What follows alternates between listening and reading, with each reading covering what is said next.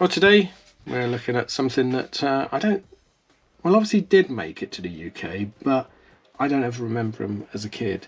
Space 1999 comics by Charlton. Charlton. I know, weird, I always thought it was Charleston, like the town. It's Charlton comics. So obviously, Space 1999, one of my favourite TV shows. Covered it many times on the Jerry Anderson podcast, myself and my friend Eric do. Season 1 is the best ever, brilliant. Season 2, crock of old crap. But when it was on, you used to get the look-in. Hello, Moo. Being meowed at by my cat. Let's see what she's doing. What are you doing? She doesn't agree. So you used to get look-in comic, and that had a Space 1999 comic strip in. But evidently in the States they had their own comic book. I don't know how many issues it went to. Probably not many, because the series was very short-lived. And they never really. I don't remember them ever reaching the UK. But I was in Florida in Lakeland Antique Mall, and they had 2 issues, and they're still sealed. Still heat sealed in their original packaging. And these were obviously, well, this one obviously a UK one because it's got 10p on it. This is issue 3. Issue 2 doesn't. So I know they used to do like international versions of Marvels, but it seems very strange that they did them with this, which was, you know, Charlton, presumably not a particularly big sort of comic distributor. Cover artwork, you got a Johnny Byrne cover. He did some of the artworks really nice. Seem to be fighting some purple geeks. And then a painted cover by Staten. Don't know. So what we're going to do is I'm going to open these and we'll have a look, see what the artwork's like. What's on the back? Your professional career. Train for a great future in law enforcement. You could become a cop. I wonder how many people became a cop because of this comic. How long does it take in America to become a law enforcement officer? I mean, in the UK it's like incredibly difficult to become a policeman. There's so many checks, health stuff, and then you've got to do training for so long. What's it like in America? If you know, let me know. What's on the back of this one? Same thing.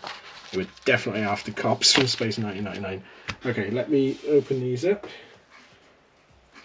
I've got my little scalpel. Yeah, cut myself, not with this one, but with one very similar. So I'm just going to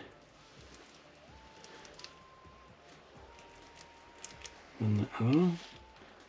Managed to miss it entirely. I did think about keeping these sealed, but I don't think it adds a huge amount to the value, being I got these for like $4 each.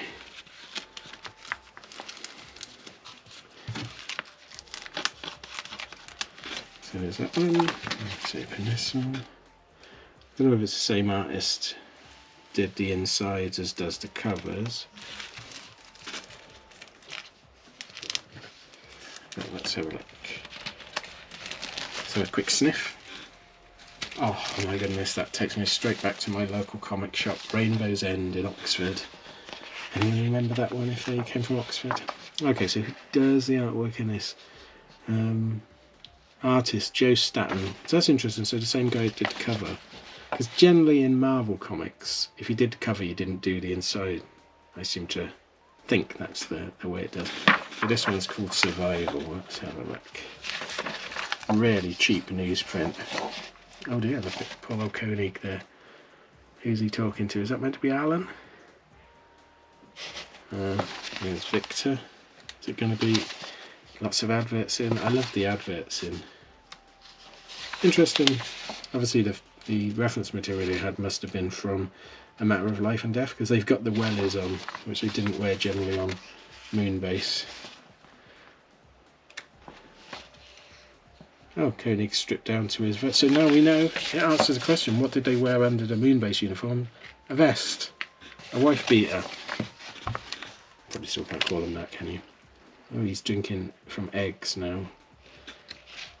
The budget wouldn't have stretched to this, would it? Monsters attacking Koenig like that. Monsters that weren't stuntman sized. Yeah, it looks very unlike the TV show. Watch for Space 1999, full colour, Charlton Comics. Don't say how many. I suppose it was still going, wasn't it? Mailed flat in a protective envelope, I would hope so. Oh, they haven't quite got the stun guns off either, have they? Look at that. It's not like something like a Flash Gordon. The eagles are nicely done, but very weirdly coloured. Ah. Do you remember these adverts? As a UK comic reader, we couldn't send away for these things. And I just lusted after them. I thought they must be magical. I've since seen some articles online that they were flats. They weren't full 3D figures. They were absolute rip-offs.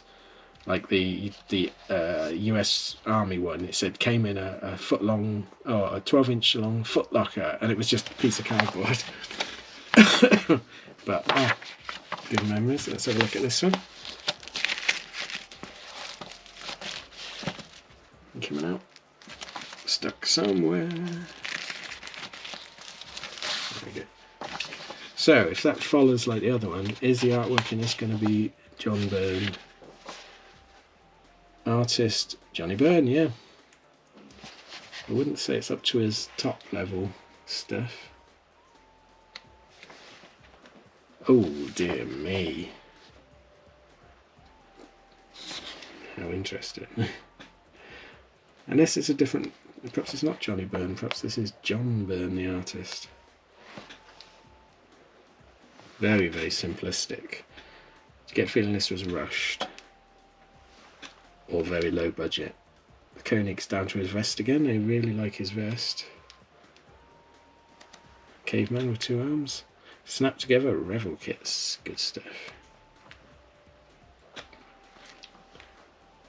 This, yeah, very juvenile comic strip. I will read them. I'll give them a read. I haven't got issue 1. I will look for issue 1. If you know how many there were, let me know. Were they ever reprinted? Is there like a collected version? I can't see it, judging by the quality of the artwork. But interesting nonetheless. Go in the Space 1999 pardon me, collection. If you've got any of these, let me know. If you want to see more Space 1999 stuff, also let me know. And I'll see you again next time. Thanks then. Bye. Oh, please like and subscribe if you can.